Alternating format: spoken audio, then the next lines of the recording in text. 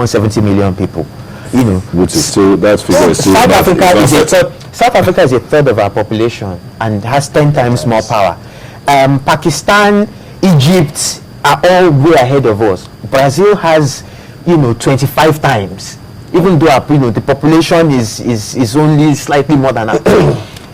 We need to, if that does not change, if power supply does not change, for example, there are some things that are not going to happen. When you think of how much of the economy is employed in jobs, for example, one of the biggest sectors of the economy, employment sectors, is the small scale businesses, the informal economy. So we're talking about barbers, vulcanizers, all of those people who depend on power, hairdressers, tailors, all of that stuff. Think of how much more money they are spending that will go into, just think of the fact that I could use this money to employ 5 people or 4 people, but I have to use it to buy a generator, buy diesel, buy petrol. So I think that there are some conversations that we cannot have, especially with jobs. Let me just go to agriculture as well, for example.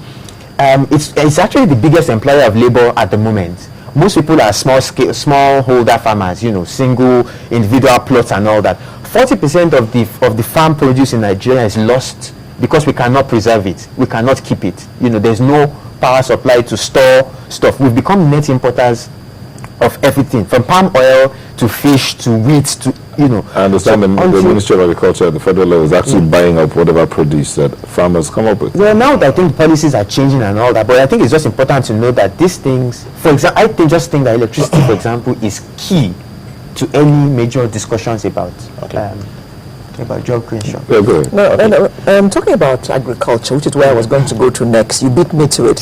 It's said that Nigeria, they're working to transform agriculture in Nigeria into a much more productive and job-creating sector. Do you see any signs of this ambition here? Well, actually, there are signs. Looking at the agricultural transformation agenda that was actually re-energized when Goodluck Jonathan came on board, with the appointment of Olusegun additional as the Minister of Agriculture. He has been doing a lot of things in the agricultural sector, although, because of the deficits in that sector, we're not seeing the impacts yet.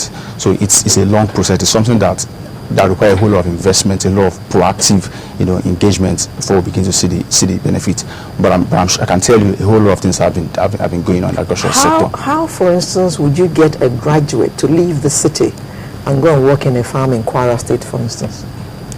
Okay, okay. You can only do that if you give him the opportunity to realize that there's actually opportunity for him to grow in this sector. If government shows total commitment, the kind of commitment government is showing to the oil sector today, if government begins to show that commitment to the agricultural sector, massive investments, people can access bank facilities, to even start some small scale agriculture in their environment. Thankfully, you are an investment banker. I'm a fresh graduate. Now, I am thinking of going to work in this farm because I can't find a job in the city. Not because I want to be a farmer, because I can't get a job in the city. I now will consider that. Now, are you going to loan me any money? I don't have anything, mind you. Are you going to give me money? Aha! Therein lies the problem. Well, that's where the problem lies, in real terms. You do agree? Well, I do agree. That's where the problem lies in real terms. But, like I said, there are a lot of soft credits today that the CBN gives to banks. You understand? To loan to farmers. Now, some of those facilities actually go to those who have existing farms, who can actually show a proposal to say, okay, I have this farm, it's ongoing, but I just need some facilities to take it to where I want to take it. So it's different from a man that doesn't even have anything in the first place and is coming to access who may not get anything because he doesn't have anything. Exactly. So how are we going to get this agricultural thing going when there's no facility which people can access easily, who are just leaving school and are actually prepared to go into this sector, but because they don't have anything, they can't really go into it, even though they have the intention? I won't claim to be an expert in agriculture or policy relating to agriculture, but to the extent we have a daunting task ahead of us, to the extent certain facts are incontrovertible, like agriculture still holds the biggest promise to solve unemployment in Nigeria, we must focus our resources in fixing that. And there are ways we could do that. The inability of Christians to outrightly say, I will give facility if I were a banker to a fresh graduate, lies in the fact that we have a problem with guaranteeing risk in Nigeria. There is nothing that stops that gentleman from walking away. And this gentleman is struggling to recover his money. We need to identify what are the key inhibitors to being able to advance facilities to young enterprising people that want to take to agriculture. And what government then needs to do is to say, how do we bridge, how do we stand in to make sure that the sort of fears that the lending institutions have, I can absorb it. I can't say this is one particular way, but I leave that to the policymakers. But if we recognize that the problem of not being able to lend to support agriculture lies in the perceived risk of the money vanishing away and never being recovered, then efforts must be spared to be able to protect the exposure that the banks carry. I'm sorry, we have to close now. Okay. So I got to ask this question round. Right. The Economic Forum closes today in Davos. What are the lessons which Nigeria should take from all the various discussions that have held in Davos? Let me begin with you, sir. I think so. One of the key points at Davos was the inequality. We're living in an increasingly unequal world.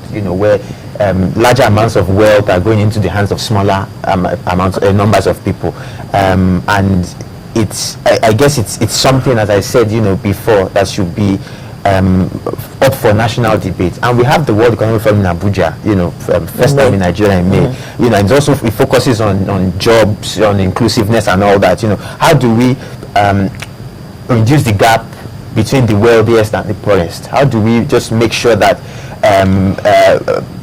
more people get access to the Commonwealth? I think that, and I keep saying that these things should not just be discussions for so-called activists or government, but it should be discussions that we're having at all levels of our national life, and openly having and asking these questions and talking about them. Okay. It's all right. Okay. Again, one of the key takeaways from the forum is you talked about, you see. How do governments actually sustain the growth that the global economy has recorded? In recent time, talking about 2013, what the governments need to do to sustain those growths? That is what we, as a country, should start thinking about that too.